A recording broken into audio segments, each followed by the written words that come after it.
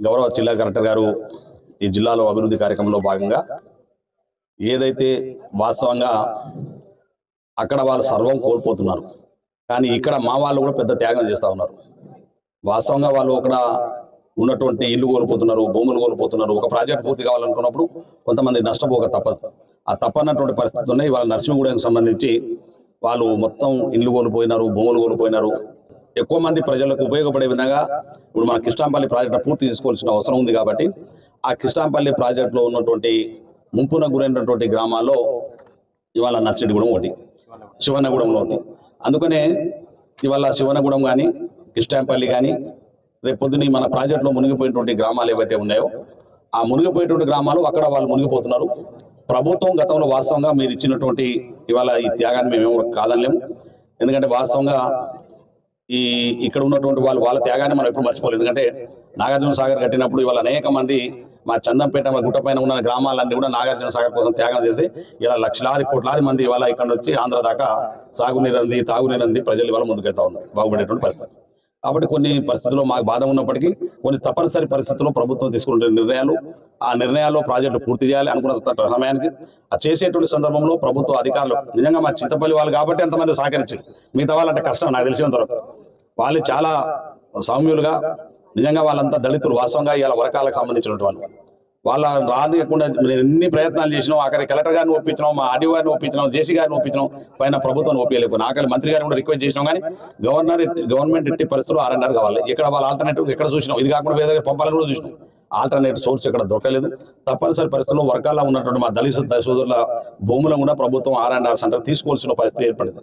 Collector గారికి నా request ఏంటంటే అదే వర్గాలకు సంబంధించినటువంటి ల్యాండ్ కానీ గోడకోళ్ళకు సంబంధించిన ఈ రెండు ప్రాజెక్టులు ఇప్పుడు మీరు శివనగూడెం ధర ముంపున గురైనటువంటి ప్రాజెక్టు అయినా కూడా ప్రభుత్వ నిర్ణయం, మా ప్రభుత్వం ఎవరైనా ప్రభుత్వం వాళ్ళు కోల్పోతున్నారు, వాళ్ళకు కనీసం మన ఇళ్లను కట్టియాలి ప్రభుత్వ నిబంధనలు. కాబట్టి మీరు ఇచ్చిన మేము ఒప్పుకున్నాం. నా రిక్వెస్ట్ ప్రభుత్వ నిబంధనల ప్రకారం వచ్చేటువంటి ఆ రేట్ల ప్రకారం ఆ వర్గాలలో ఒక అన్యాయం జరుగుతుంది. వాళ్ళు ఎక్కువ రేట్లు R&R ఇవ్వాలని నేను కలెక్టర్ గారు రిక్వెస్ట్ చేసి మీరు గవర్నమెంట్ తోటి మాట్లాడతా యాజ్ పర్ మీరు గవర్నమెంట్ మీరు పంపండి, నేను అవసరం ఉంటే సీఎం గారితో కూడా మాట్లాడతాను చెప్పి ఈ సందర్భంగా మనం చేస్తా ఉన్నాం. ఎందుకంటే వాళ్ళు చాలా కాస్ట్లీ ల్యాండ్ వాస్తవం గవర్నమెంట్ ల్యాండ్, బట్ వాళ్ళు గవర్నమెంట్ ప్రభుత్వ భూమి ఇచ్చిన గతంలో. అయినప్పటికీ ఇవాళ ఒక ఎకరం భూమి అది 2 కోట్లు ఉంటుంది. ఇక్కడ నాకు తెలిసినంత ఒక ఎకరం భూమి వర్గాలంటే వెనకనే మేడం మన చింతపల్లి సెంటర్ కనుక మీరు చూసి ఐడియా.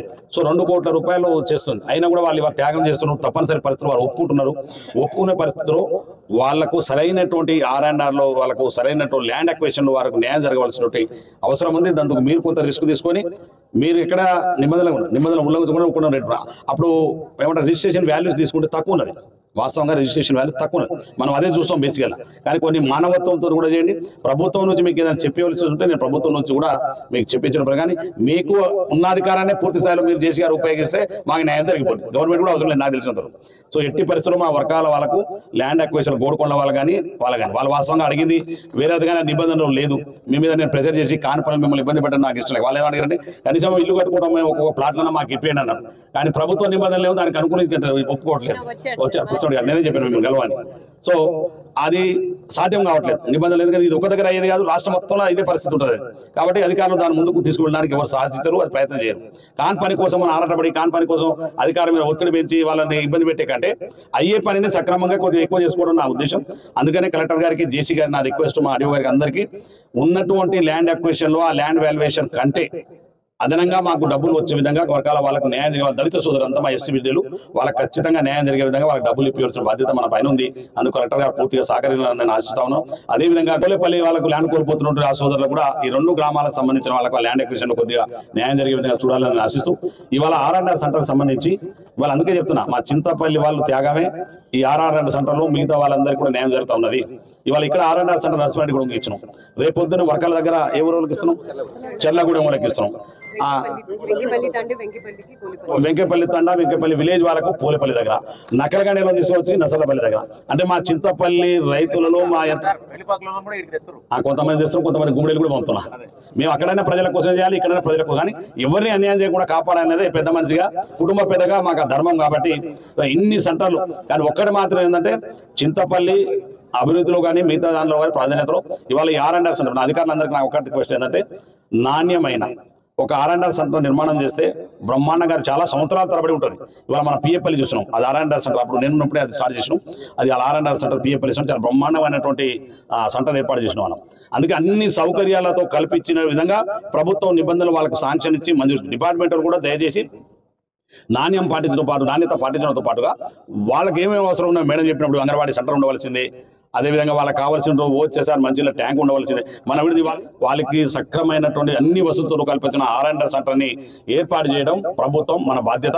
ఈ ప్రభుత్వం ప్రాజెక్టులతో పాటు ఈ R&R సెంటర్ను ల్యాండ్ అక్వేషన్ చాలా ఉన్నాయి. మేడం మీద జేసీ గారి మీద ఎంత ప్రెజర్ ఉందంటే వాస్తవంగా ఎక్కువ ఫారెస్ట్ భూమిలో పంచాయతీ ఉన్నది మన కాన్సనే, ఎక్కువ ప్రాజెక్టులు అన్ని రిజర్వాయర్లు ఉన్నది మన కాన్సనే. సమస్యలు మనకే ఉన్నాయి, పరిష్కారం మనకంటే ఉంది, లాభం మనకే ఉంది. ఆ ప్రాజెక్టు నాకు తెలిసి 7 రిజర్వాయర్లు ఉన్నటువంటి కాన్స్టిట్యున్సీ ఎక్కడ లేదు నాకు తెలిసి. తెలంగాణ రాష్ట్రం, నాకు బయట రాష్ట్రం తెలియదు కానీ ఇంత పెద్ద రిజర్వాయర్లతోటి ఇవాళ ఏదూరు నుంచి ఢిల్లీకి ఇప్పుడు అందుకంటే మా శ్రీనివాసరెడ్డి పట్టుకు మేడం అంటున్నది. శ్రీనివాసరెడ్డి గారి వల్ల మనం ఏ ఉద్దేశంలో తీసుకొచ్చినాం, రామనాయ్ గారు కానీ శ్రీనివాసరెడ్డి గారి వారి కింద ఉండడం స్టాఫ్ గారి ఏదూరు నుంచి ఢిల్లీ నీళ్లు వచ్చే ఎన్నికల నాటి 3 సంవత్సరాల లోపల ఆ ప్రాజెక్టు పూర్తి చేసి ఈ చెరువులు నింపాలనేది నా లక్ష్యం. ఆ నింపేపటి భాగంలో ఎంత కష్టమైనా ఇబ్బంది అయినా మరి మా ఇరిగేషన్ మినిస్టర్ గారు ఉత్తమ్ కుమార్ రెడ్డి గారు ప్రతిసారి రివ్యూ పెడుతున్నారు. ప్రతిసారి మనకి ఎప్పటికప్పుడు వారి యొక్క డైరెక్షన్లో పనిచేస్తా ఉన్నాం. మన జిల్లా మంత్రి గారు పూర్తి సహకరిస్తున్నారు, వెంకటరెడ్డి గారు. మా ఎంపీ గారు ఎప్పటికప్పుడు వారికి సంబంధించినటువంటి విషయాల్లో వాళ్ళు పర్చు చేస్తున్నాం. నేను కలెక్టర్ గారు 24 గంటలు నేనైతే చేస్తున్నాను, కలెక్టర్ గారు కూడా అదే పర్చు చేస్తున్నారు. సో ఏదేమైనప్పటికీ ఆ ప్రాజెక్ట్ అనేది పూర్తి చేసుకుంటే మన ప్రాంతం మరో మిర్యాలగూడ లేక మరో తూర్పు గోదావరి లాగా అవుతుంది. నా లెక్కన ఇంత ప్రాజెక్టులు ఇంత సాగులకు వచ్చేట్టు భూములు ఉన్నటువంటి నియోజకవర్గం ఏది లేదు.